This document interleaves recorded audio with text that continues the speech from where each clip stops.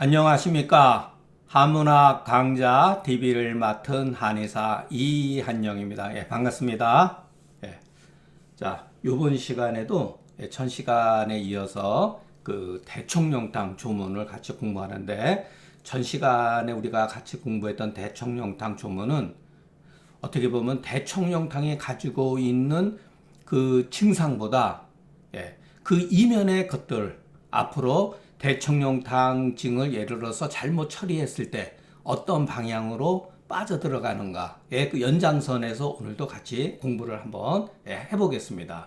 자, 그런데 저도 여러분 이 뭐랄까 그 여러분들한테 이렇게 그 제가 혼자서 글을 쓰잖아요. 혼자서 글을 쓰고 다듬고, 그리고 이제 마지막에 이제 여러분들한테 뭐랄까 강의를 하기 위해서 그 PDF 작성을 하고, 그때까지도 제가 글 쓴 가운데 어떤 부분이 문제점이 있는데 그것을 놓치는 경우가 있습니다. 그런데 강의를 하게 되면은 이건 또 완전히 다른 세상이에요. 자, 혼자서 내가 글을 쓸 땐 저만 설득하면 돼요. 저만. 그런데 이게 이제 자기만 설득을 하다 보면은 뇌피셜에 빠져가지고 뭐가 잘못된지 놓치는 경우가 있습니다. 그런데 누군가한테 자기 소리를 전달하고 자기 의견을 개진할 때는 이게 또 다른 세계예요. 다른 세계입니다. 그렇기 때문에 최종적으로 제가 여러분들한테 강의를 하지만 어떻게 보면 제가 마지막으로 그래도 자기 자신을 점검할 수 있는 시간이라는 거예요. 자, 오늘도 여러분 강의를 하려고 이제 준비 딱 해놓고 한번 글을 쭉 봤는데, 사실은 이게 제가 며칠 전에 새벽에 한번 했었는데 중간에 이 글을 잘못 썼더라고요. 그러니까 자기도 저 자신도 모르게 약간 잘못 썼어요. 그래서 그걸 고쳐고 이제 오늘 제가 토요일 날 아주 조용한 시간, 집에 아무도 없고 그래가지고 저만의 이제 개인 시간도 있고 좀 마음대로 한번 좀 얘기도 좀 해보고 싶다 해서 이제 하는데 쭉 한번 읽어봤는데 이거 좀 잘못됐구나. 그것을 또 느꼈습니다. 제가 여러분 한번 보세요. 상안에 맥이 부안하고 신부동 단중하며 사유경시면 대청룡탕으로 처리한다, 주재한다. 여기에 뭐 특별하게 잘못된 것은 없습니다. 그런데 제가 보는 시각에서, 관점에서는 한 군데가 잘못됐어요. 이 현토가 잘못됐습니다.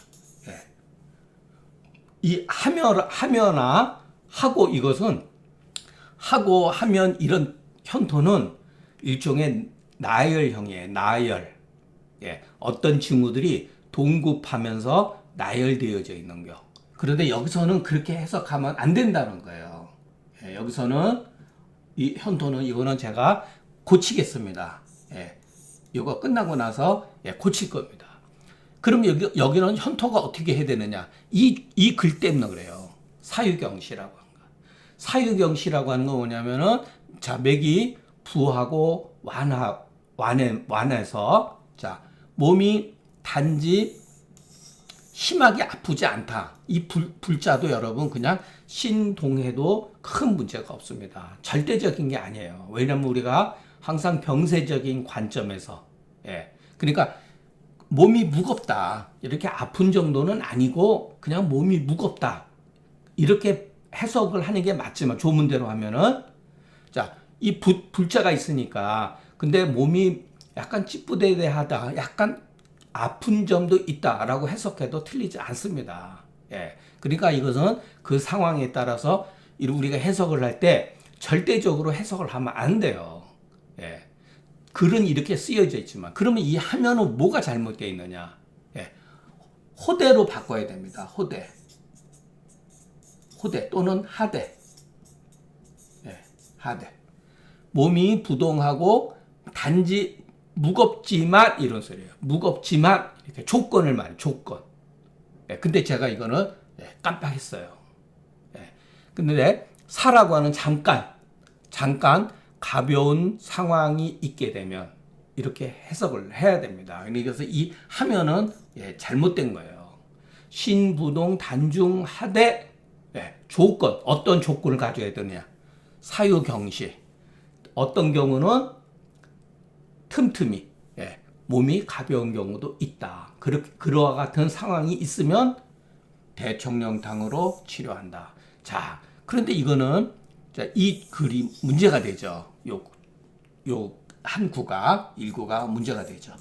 강평본에는 이것은 추석으로 처리되어 있는 반면에 기존에 있는 상한론, 그러니까 중국에 내려오는 상한론에는 이것이 정문으로 되어 있다는 거.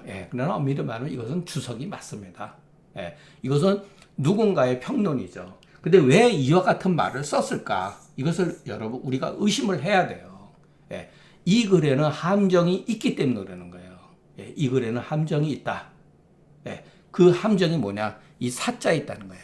사자. 또 시자. 이거를 우리가 이 글을 통해서 의심을 해야지만이 이 조문을 이해할 수가 있다는 것. 자, 그러면 한번 이 조문에 대한 해석을 한번 같이 보겠습니다.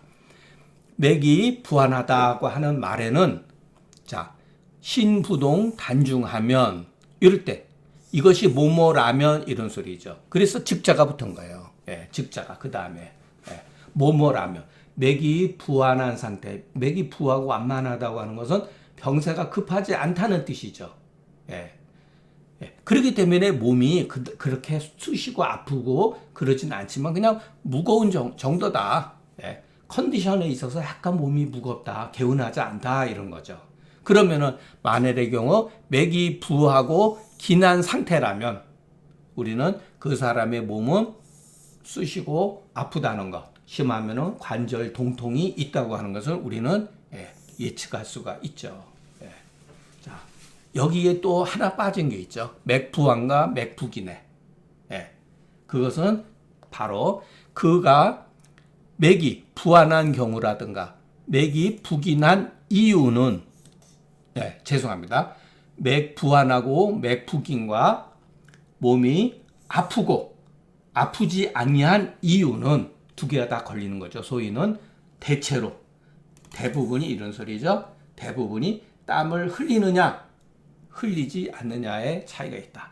땀을 흘리게 되면 대체적으로 맥이 부하고 완만한 반면에 땀을 흘리지 않으면은 긴맥이 나타난다는 거죠. 이거는 우리가 앞 시간에 어떻게 보면은 다 배운 겁니다. 자, 그렇기 때문에 어떠한 증상을 통해서 맥의 상태를 우리는 알 수가 있는 거죠. 그리고 땀을 흘리느냐 안 흘리느냐, 우리 몸에 통증이 있느냐 없느냐, 그런 것들, 맥이 기나냐 기나지 않느냐, 이런 것들은 전부 다 서로 어떤 원인 관계에 의해서 맺어진 증상이라는 것을 우리가 파악할 수가 있죠. 그러니까 글은 어떨 때는 맥을 얘기를 하지 않습니다. 여기서는 맥을 얘기하고 땀 흘리고 흘리지 않고는 얘기를 하지 않았어요. 맥상과 어떤 몸의 컨디션만 가지고 얘기를 한 거죠. 그렇기 때문에 서로 그런 것을 우리가 이렇게 그걸 호문이라 그러죠. 호문. 바깥 이렇게 글을 바꾸어서 생각을 해야 됩니다.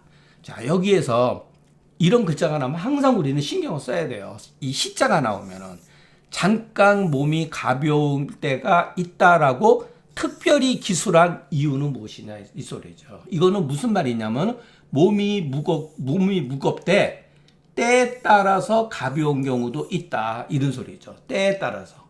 그러니까 어떨 때는 몸이 무겁고 어떨 때는 몸이 가볍고 그러니까 유동적인 상황이라는 거예요.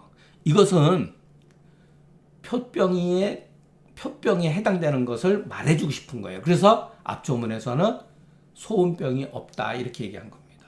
왜냐하면은 소음병에도 몸이 무거운 경우가 많거든요. 그래서 이것은 표열이 잠복했다. 잠복한 가운데 혹 표열이 나타나기 발작하기도 하고 발작하지 않기 때문이며 맥이 부긴하기도 하고 맥이 미세한 것도 또한 이와 같은 이유 때문이다. 자, 만약에 다만 이와 같은 증상인 경우에 우리가 첫 조문에서 원문에 뭐 맥이 부한하고 신부동 단중 이것만 보면 우리가 계치탕을 쓸 수가 있습니다. 맥이 부한하고 병증이 그렇게 심하지 않잖아요.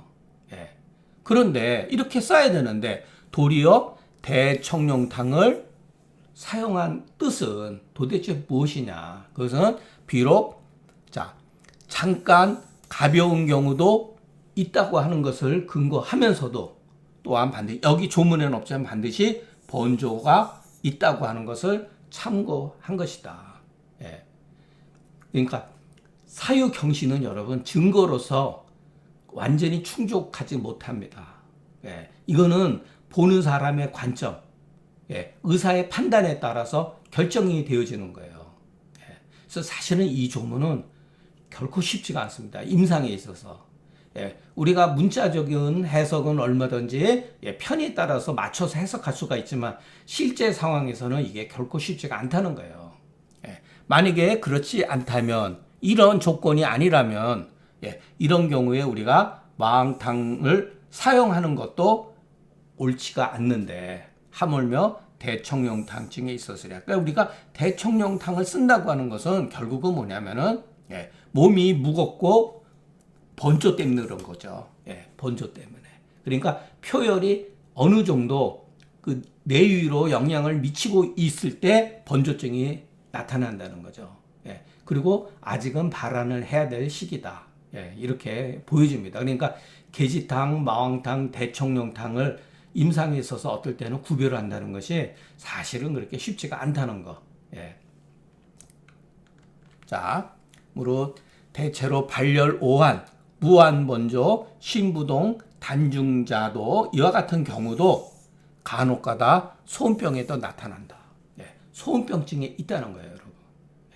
이것이 이른바 소음의 증상이 태양의 증상과 유사한 경우이다. 물론 여기 이제 저기 빠졌죠. 자, 이 반대적인 게 있어요. 태양맥 가운데에는 소음맥과 유사한 게 있다는 거예요. 이것은 아주 유명한 말입니다. 우리가 뭐 지금 뭐랄까 상한론을 공부하는 사람이 사실은 뭐 도절하면 상한 전생집을 보는 사람은 아마 거의 없을 거라고 봅니다. 제가 이거 한 20대에 그때 책을 샀는데 행림서원에 가가지고 그 책을 샀는데 사고 나서 한번 보니까 무슨 말인지 모르겠더라고요. 그때는 제가 상한론이 뭔지를 몰랐을 시기입니다. 그리고 몇십 년 동안 묵혀뒀다가 최근에 들어서 이제 보고 여기에 좋은 자료가 많다는 걸 알았어요. 거기서 나오는 이것은 하나의 제목이에요. 소음 증상 가운데 태양의 증상과 유사한 게 있고 태음맥 가운데 소음맥과 유사한 게 있다라는 거에 대해서 이 제목으로 나와 있는 겁니다. 그러니까 바로 이 경우입니다.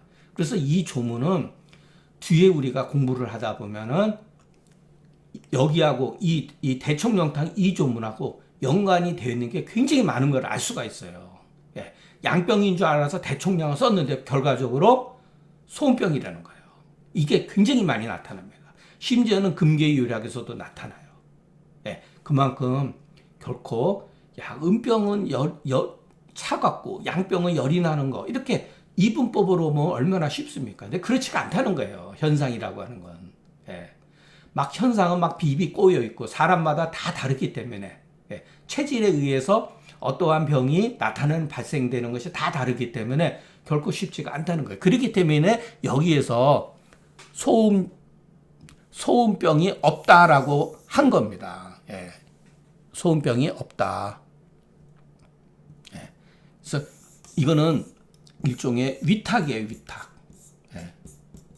누군가가 가짜로 살짝 갖다 집어넣었다 해서 그래요. 자,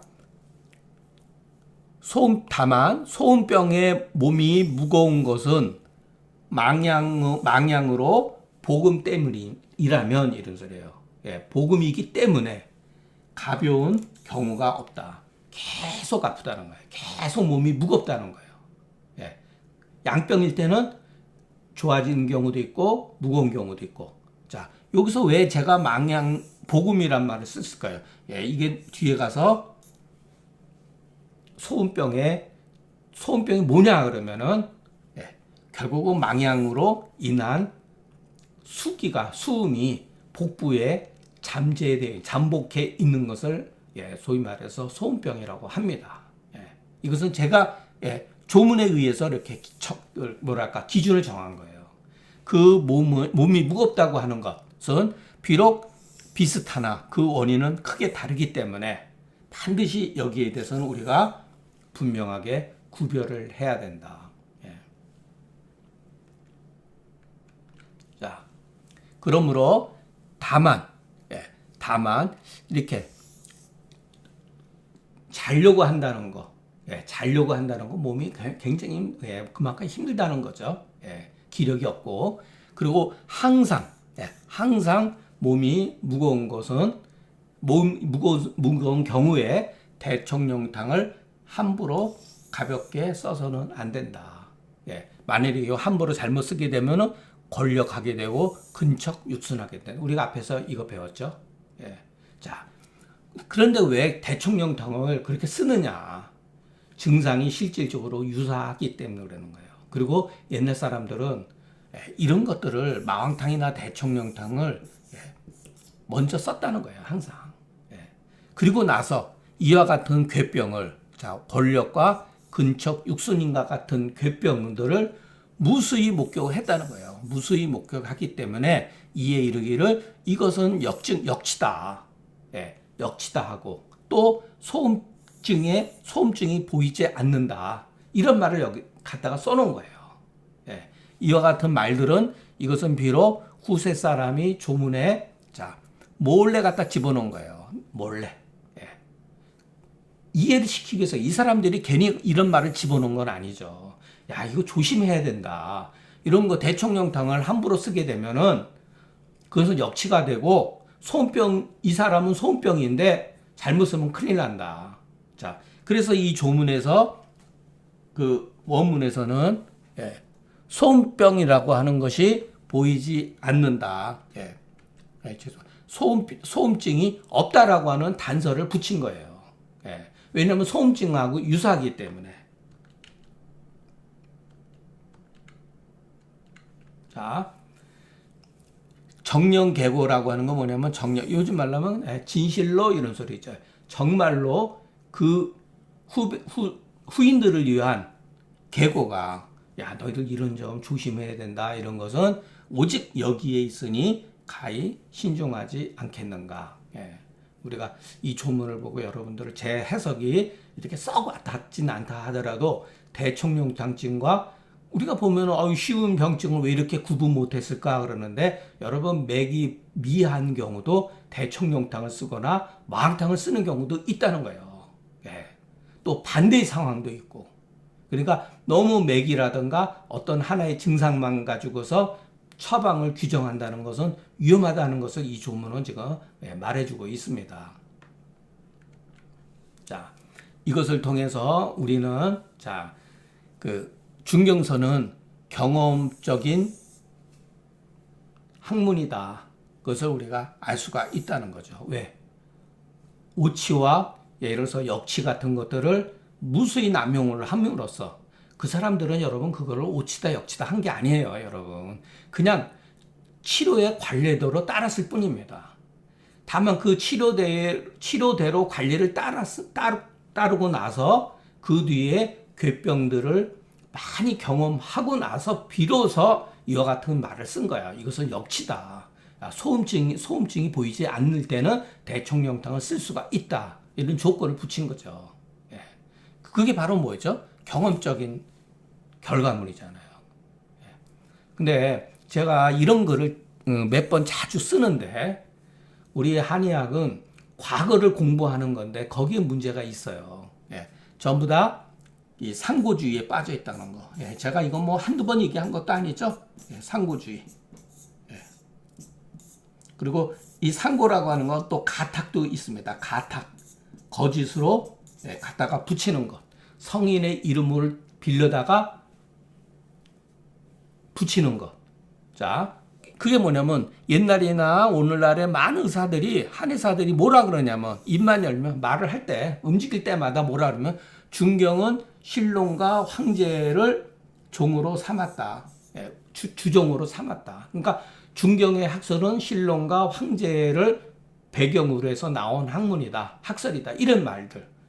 이것은 전부 다 잘못된 표현입니다. 아주 위험하고, 우리 그 한의학을 신비주의로 몰아가는 그와 같은 말들이에요. 그러나 심지어 가금과 같은 정말로 당대의 천재들도 다 이런 식으로 썼습니다. 글을.